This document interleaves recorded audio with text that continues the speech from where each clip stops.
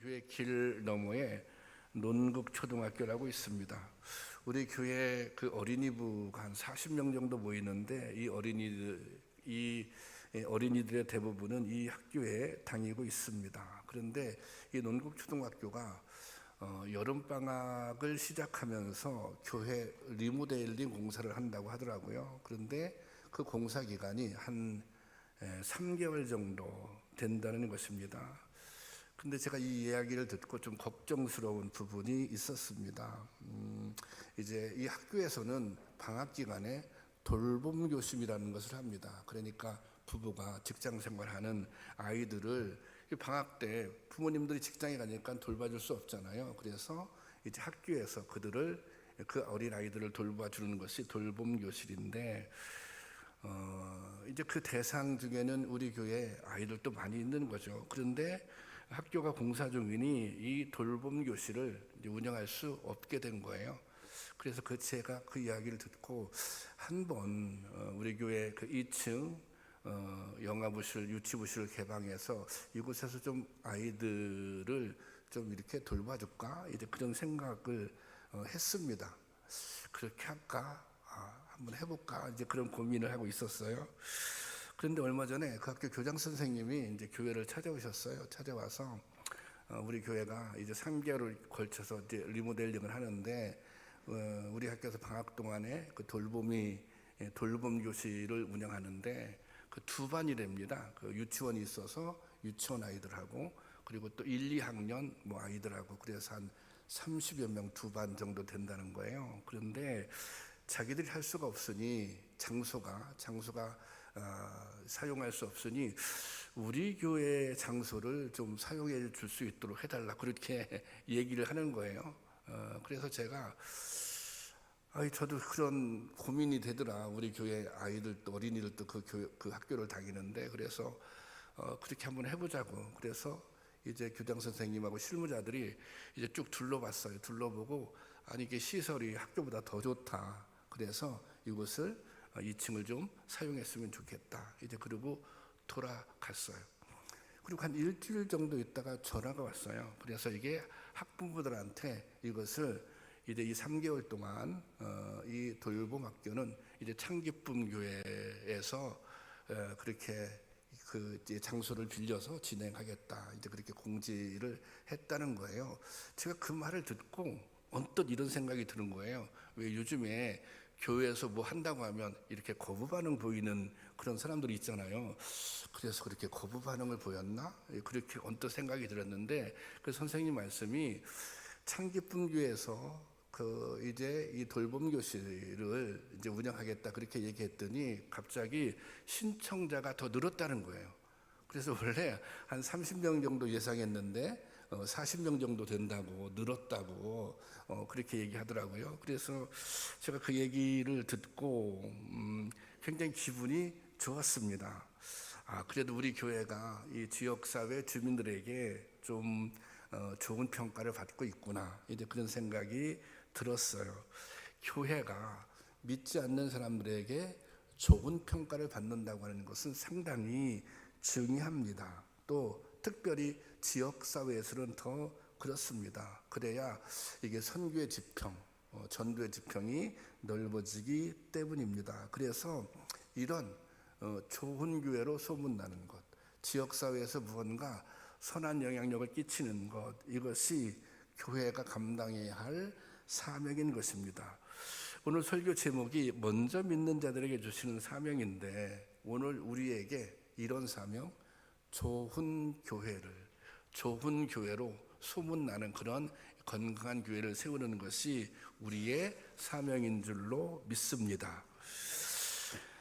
예수님께서 공생의 사역을 시작하시면서 본격적으로 이제 천국 복음을 전하기 시작합니다. 그러자 주님을 믿고 따르는 사람들이 생겨났습니다. 말하자면 이들은 최초의 그리스도인입니다. 예수님은 이 첫 번째 그리스도인들에게 어떤 삶을 살아야 하는지, 믿음이라고 하는 것은 무엇이고, 그래 주님을 믿는 사람들은 어떤 삶을 살아야 할지를 가르쳐 주십니다. 그 첫 번째 설교가 오늘 본문이 있는 산상수훈입니다. 이 산상수훈은 예수님이 전하신 메시지의 핵심 내용이 담긴 설교입니다. 오늘 우리가 읽은 본문 말씀은 8가지 복에 대해 말씀해 주시고 그 다음에 빛과 소금의 교훈으로 이어집니다. 예수님은 산상수훈에서 일반적으로 사람들이 생각하는 것과 다른 삶의 가치, 일반적으로 세상 사람들이 보편적으로 사람들이 생각하는 삶의 가치와 다른 삶의 가치를 제시해 줍니다. 이것은 복에 대한 새로운 정의입니다. 그동안 사람들은 복이라고 그럴 때 나는 복 받았다 그렇게 생각할 때 많이 가지고 또 뭐 힘도 세고 높은 자리에 오르는 것을 복이라고 생각했습니다.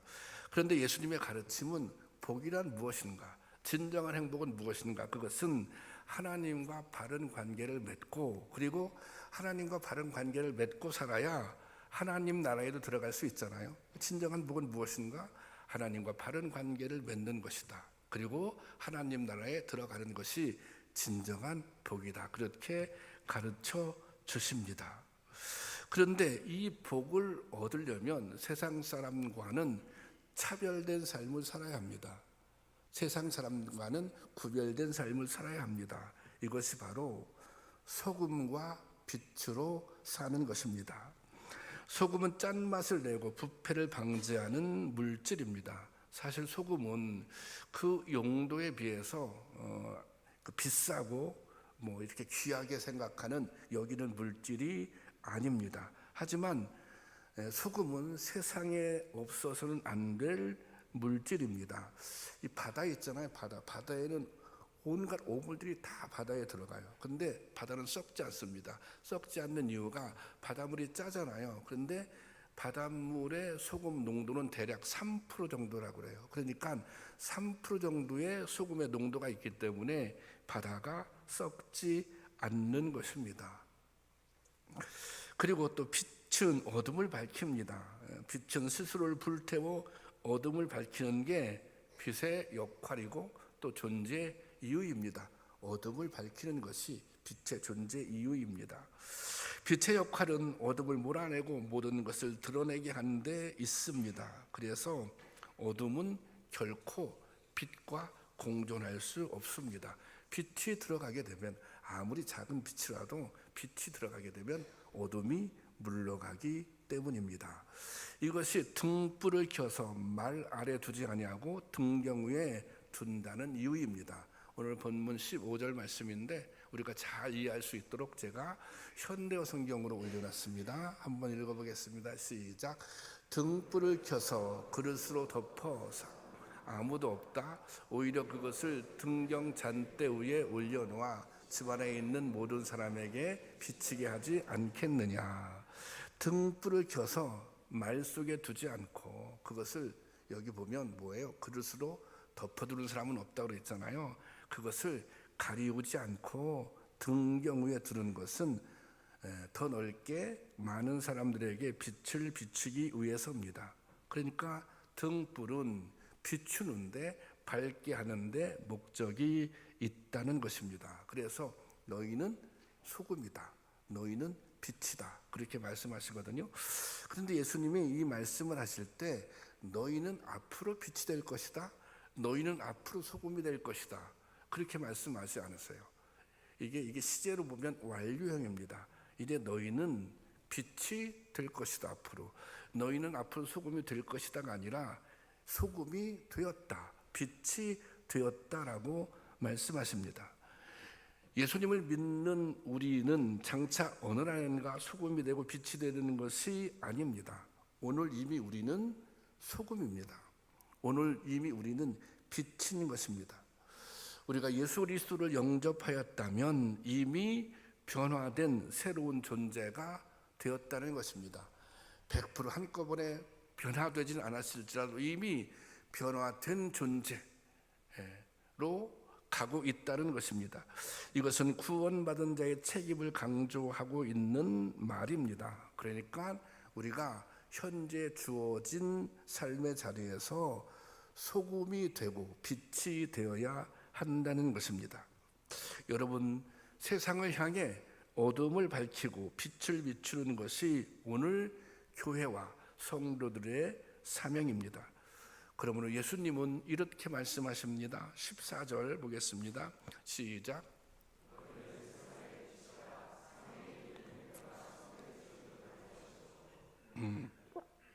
너희는 세상의 빛이라.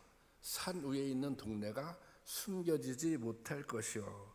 이것은 예수 그리스도를 믿는 사람들은 저절로 존재가 드러나게 된다는 것입니다. 산 위에 있는 동네는 드러나고 싶지 않아도 저절로 드러납니다. 산 위에 동네가 있으면 사람들이 당연히 그 산을 주목하게 됩니다. 왜? 산 위에 존재하니까. 모든 사람의 눈에 띄는 곳에 존재하니까. 등경 위의 등불도 마찬가지입니다. 그러니까 성도들의 삶은 세상에 드러나는 존재라는 것입니다. 사실 산 위에 있는 동네가 되고 등경 위에 놓인 등불이 되는 것은 부담스러운 일입니다. 세상의 이목이나 또 세상의 이목이 쏠리고 일거수일투족에 신경을 쓰지 않을 수 없기 때문입니다. 그러니까 내 모습을 다 누군가 보고 있는 거예요. 관찰하고 있는 거예요. 여러분, 내 모습이 다 지금 드러나고 있다고 생각해 보세요. 이게 부담스럽잖아요. 신경 쓰이는 일이잖아요. 하지만 등불은 등경 위에 있는 것이 마땅합니다. 그래야 모든 사람을 비추이고 어둠을 밝힐 수 있기 때문입니다. 성도의 삶이 그렇다는 것입니다. 이 비유의 결론은 이렇게 맺고 있습니다. 오늘 본문 16절 말씀 함께 보겠습니다. 시작. 이같이 너희 빛이 사람 앞에 비치게 하여 그들로 너희 착한 행실을 보고 하늘에 계신 너희 아버지께 영광을 돌리게 하라. 보세요. 이같이 너희 빛이 사람 앞에 비치게 하여. 다 이미 드러나 있잖아요. 다 사람들이 알고 있잖아요. 내가 누구인지, 내가 하나님 믿는 사람인지 다 알고 있단 말이죠. 그래서 그들로 너희 착한 행실을 보고 그 다음 뭐예요? 하늘에 계신 너희 아버지께 영광을 돌리게 하라는 것입니다. 여러분, 신앙이라고 하는 거, 믿음이라고 하는 거, 그것은 우리들의 행실을 통해서 우리가 믿는 믿음을 다른 사람에게 보여주는 것입니다. 나의 행실을 통해서 내가 믿는 하나님이 이런 분이다. 나의 행실을 통해서 내가 믿는 예수님이 이런 분이다. 그것을 보여주는 거예요. 그러니까 나의 행실을 통해서 나를 보는 다른 사람들이 하나님을 알게 되는 것입니다. 우리나라와 이스라엘은 혈연을 중요히 여기는 사회입니다. 그래서 이 혈연을 중시하는 사회에서 흔히 듣는 질문이 이것입니다. 아버지가 누구냐? 물어보잖아요. 누구 만나면 너 아버지 누구냐? 그렇게 물어보잖아요. 이 아들을 뜻하는 단어가 아람어로 바거든요. 바인데 성경에 자주 쓰입니다. 그래서 우리가 잘 알고 있는 바요나, 또 우리가 바들로메. 그런데 바요나는 요나가 아버지라는 거예요. 바돌로메는 이 돌로메가 아버지라는 거예요. 그러니까 사람의 이름에 아버지가 누구인지를 표시할 만큼 아버지가 아들에게 있어서는 중요한 영향력 아래 있는 것입니다. 그래서 이 우리나라에서도 누군가 알려면 반드시 아버지가 누구냐고 물어보잖아요. 그리고 또 약간 뭐 실례되는 질문일 수 있지만 아버지가 어떤 사람이냐 그렇게 물어보지 않습니까? 여러분 자녀들이 사귀는 남자친구를 데려왔어요. 뭐 또 여자친구를 데려왔다고 생각해 보세요. 부모님이 첫 번째 물어보는 것이 뭡니까? 너희 아버지가 뭐 하시는 분이냐? 그렇게 물어보잖아요. 그래서 아버지가 뭐 하시는 분인지 물어본다고 하는 것은 어떤 의미입니까? 아들도 아버지의 영향을 받을 수 있다, 받았겠구나, 그런 생각을 가지고 물어보는 것 아니겠습니까? 왜 그러냐면 이 아들의 모습을 통해서, 자녀들의 모습을 통해서 아버지가 나타내기 때문입니다. 이 자녀들은 아버지를 닮게 되어 있습니다. 자녀들은 은연중에 부모님을 닮게 되어 있습니다. 그 제 아이가 그 서울에서 이제 그 수련목으로 사역을 하고 있는데, 이제 설교를 하면 이제 영상이 떠서 영상을 가끔 보게 돼요. 가끔 보게 되면 제가 깜짝깜짝 놀랄 때가 있어요. 저하고 굉장히 비슷한 모습이 있는 거예요. 그런 습관들이 이렇게 탁 나타나는 거예요. 아들은 아버지를 닮게 되어 있는 것입니다. 여러분, 우리 그리스도인들은 하나님의 자녀입니다. 그러므로 당연히 우리들은 아버지인 하나님을 닮아가야 하는 것입니다. 하나님의 자녀에게는 하나님을 닮은 태도, 또 하나님을 닮은 행동, 하나님을 닮은 언어와 품성이 나타나야 하는 것입니다. 당연히 닮죠. 그분이 나의 아버지라면, 그분의 말씀을 우리가 배우고 있다면 그분을 닮아가는 것이 당연하다는 거예요. 그분의 모습이, 하나님 아버지의 모습이 나를 통해서 나타나는 것이 당연하다는 것입니다. 여러분, 하나님이 진정으로 우리의 아버지가 되신다면 나의 모습을 통해서 하나님의 모습이 나타나야 하는 것입니다. 이것이 먼저 믿은 자들의 사명인 것입니다. 우리를 통해 우리가 믿는 믿음이 증거되고 하나님의 영광이 나타나야 하는 것입니다.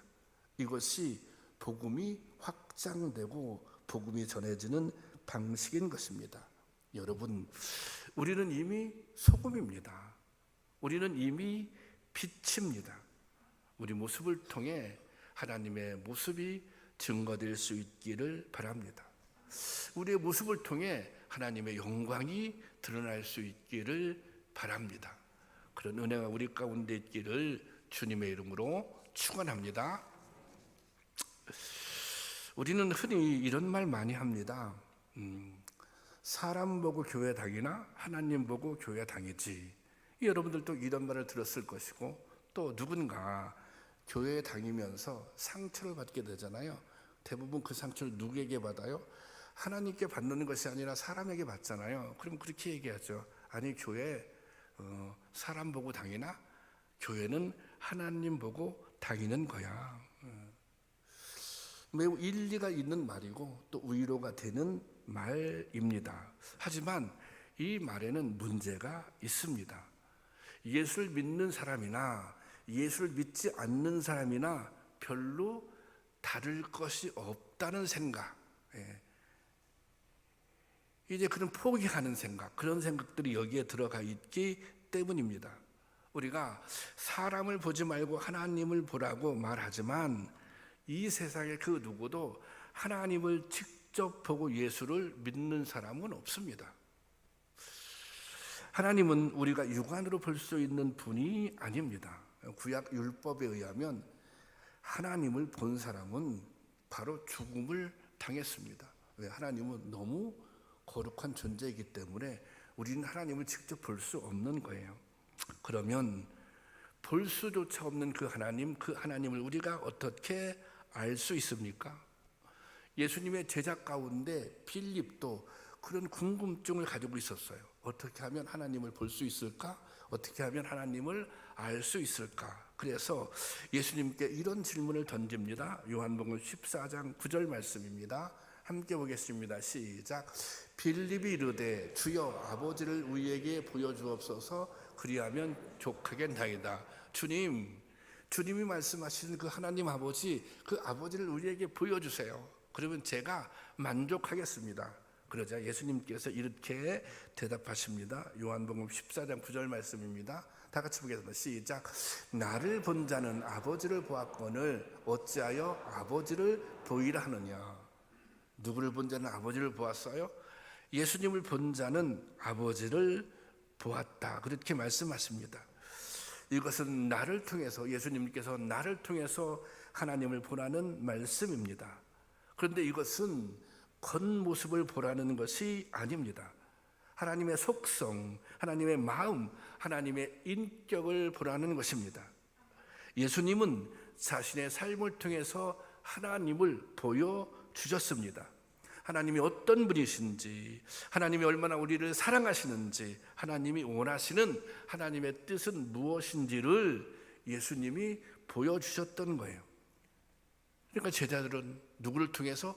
예수님을 통해서, 예수님의 모습을 통해서 하나님을 보게 되고 알게 되었던 것입니다. 스데반은 천국을 향한 진실한 소망을 가진 사람은 어떻게 살고 어떻게 죽는지를 보여주었습니다. 초대교회 사도들은 성령에 감동된 사람은 어떤 능력과 권세를 갖게 되는지를 보여주었습니다. 초대교회 성도들은 교회를 위해 어떻게 헌신하고 어떻게 섬기는지를 보여주었습니다. 신앙이란 이처럼 믿음의 사람들을 통해 보여지는 것입니다. 신앙은 먼저 믿은 믿음의 사람들을 통해 보여지는 것입니다. 믿지 않는 사람들은 믿는 사람들의 삶을 보고 배우는 것입니다.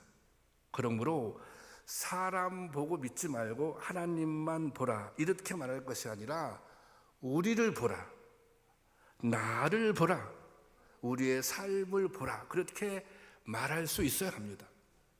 내가 예수 믿고 이렇게 새롭게 됐다고, 내가 예수를 믿고 이렇게 변화되는 과정에 있다고, 내가 예수를 믿고 이렇게 소망 가운데 살게 되었다고, 나를 봐라, 우리를 봐라, 그렇게 말할 수 있어야 합니다. 여러분, 솔직히 말하자면 우리는 누구를 보고 교회 나갑니까? 먼저 믿은 성도들을 보고 교회 나갑니다. 목사를 보고 교회를 나갑니다. 사람을 보고 교회를 나가는 것입니다. 그런데 또 반대로 사람 때문에 절망하기도 합니다. 사람 때문에 교회를 떠나기도 합니다. 그래서 교회에는 먼저 믿은 사람들이 중요한 거예요. 먼저 모인 사람들이 중요한 거예요. 먼저 하나님의 부르심을 받은 사람들이 중요한 것입니다. 여러분들은 어떤 믿음의 모습을 보여주고 계십니까? 여러분들 통해서 증거되는 하나님의 모습은 어떤 모습입니까? 믿지 않는 사람들이 먼저 믿은 우리를 보고, 먼저 믿은 나를 보고, 야, 나도 그 하나님 믿어야 되겠다, 나도 당신은 당연히 교회 한번 다녀봐야 되겠다, 그런 생각을 가질 수 있겠습니까? 제가 처음에 농촌 아주 자그마한 교회에서 목회했어요. 그 교회는 전체가 두 마을인데 다 합치면 한 70가구 정도 되는 것 같아요. 이제 그러면 그 동네가 서로 다 아니까, 그러면 전도를 하죠. 전도를 교회 다니시라고. 아, 교회. 예. 그러면 이제 관계가 가까워져. 제가 몇 년 목회했으니까 그런 얘기 많이 들었어요. 그 교회 다니는 아무개, 그 직분이 있는 사람이에요. 그 사람들은 다 친분 관계가 있죠. 내가 그 다니는 아무개, 내가 그놈 때문에 교회 안 간다고, 그렇게 얘기해요. 그리고 막 얘기를 해. 그 사람 나쁜 사람이라고.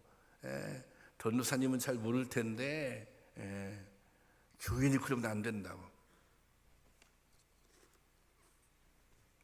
이게 오히려 먼저 믿는 사람 때문에 이게 전도가 안 되는 거죠. 하나님의 영광을 가리는 거죠. 여러분들은 여러분들의 모습을 보고, 우리의 모습을 보고, 그래, 당신들이 다니는 교회 나도 한번 다녀보고 싶다, 당신들이 믿는 하나님, 그 하나님 나도 한번 믿어보고 싶다, 당신들이 드리는 그 예배 나도 한번 참여해서 예배 드려보고 싶다.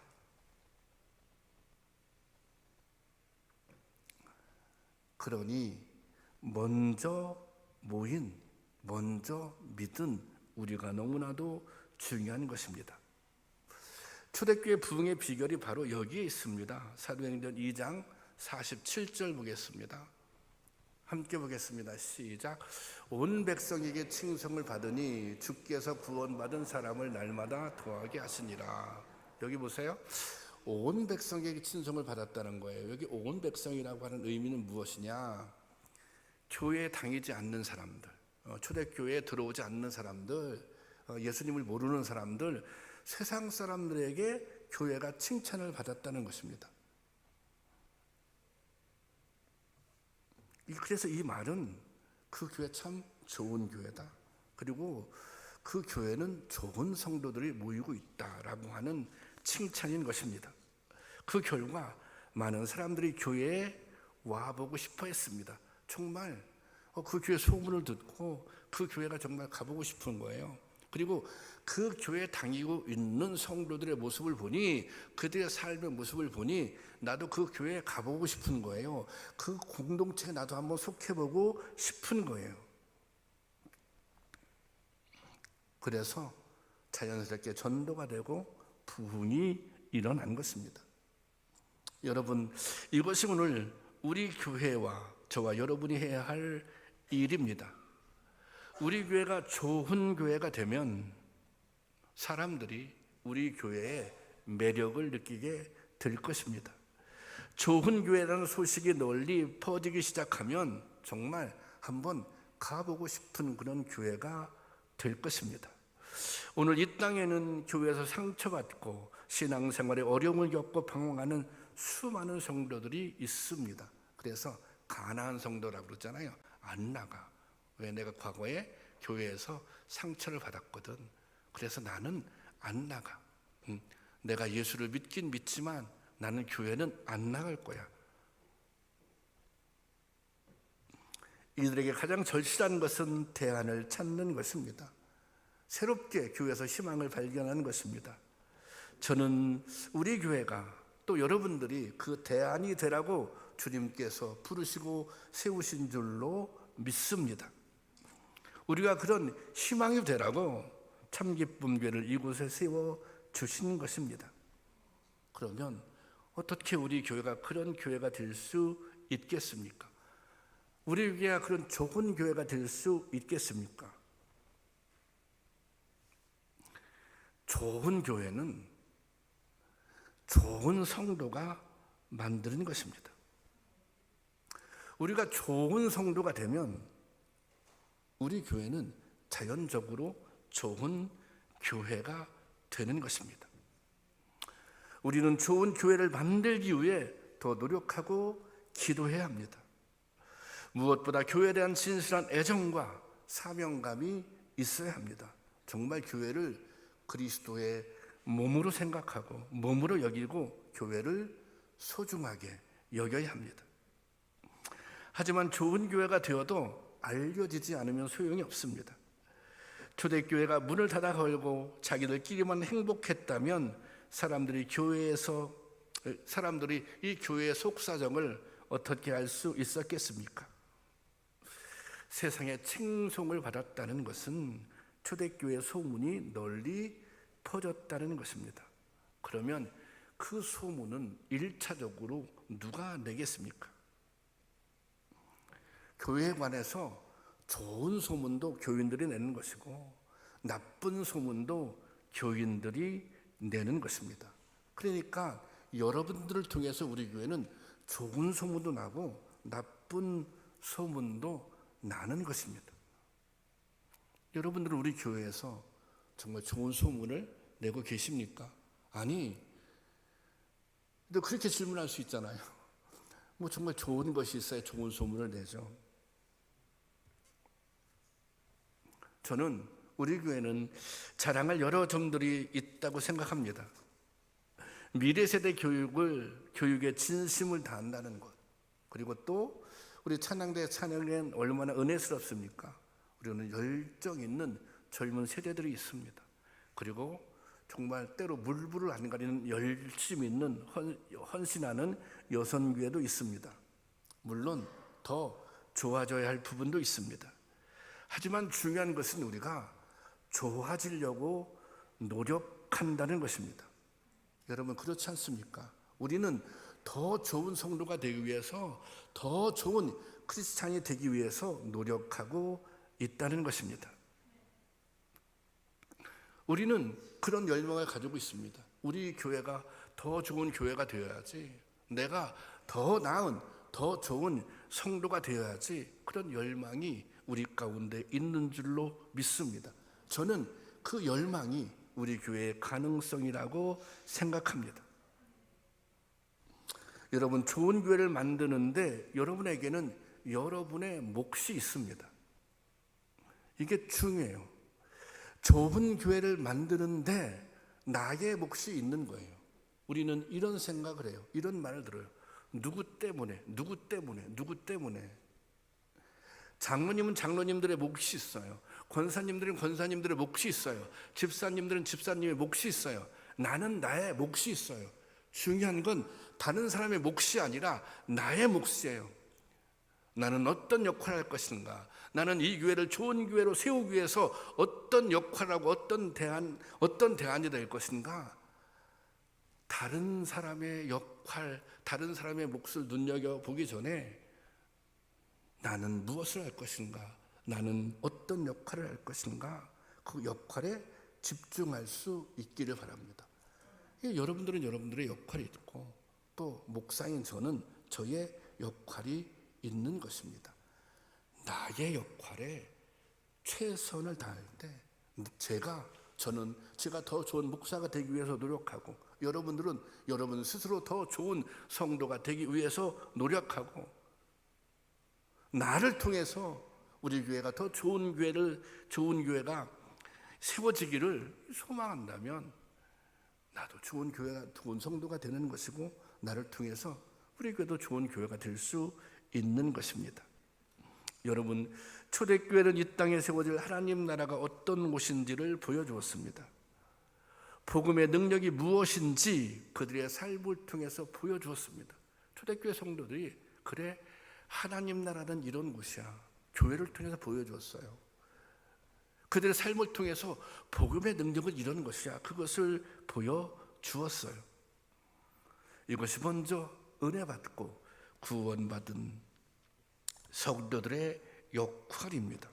교회는 그곳에 모인 성도들이 어떻게 살고 있느냐, 성도들의 모습을 통해 교회의 건강성이 드러나는 것입니다. 나의 모습이 우리 교회의 건강성인 거예요. 다른 사람의 모습이 우리 교회의 건강성이 아니라 나의 모습이. 여러분, 먼저 믿은 나를 통해 예수 그리스도가 드러나고 전해지도록 해야 합니다. 나를 통해 하나님의 영광이 드러나야 합니다. 먼저 믿은 나를 통해 예수님을 믿게 되는 사람이 생긴다면 그것이 가장 크게 하나님께 영광을 돌리는 일입니다. 오늘 먼저 부르심을 받은 우리에게 주님이 주신 사명인 줄로 믿습니다. 나는 예수를 믿는 나는, 예수를 10년 믿고 20년 믿고 30년 믿고, 나는 내가 얼마나 좋은 성도인가, 내가 얼마나 좋은 교회를 세우는 데 기여하고 있는가. 예수를 믿지 않는 다른 사람들은 등경 위에 있는 빛처럼 나를 보고 있을 텐데 내가 그들의 삶에 빛을 비추고 있는가? 내가 그들에게 선한 영향력을 미치고 있는가? 여러분, 빛으로, 소금으로 살아서 먼저 믿은 성도로서, 먼저 부름받은 성도로서의 사명을 잘 감당할 수 있기를 주님의 이름으로 축원합니다.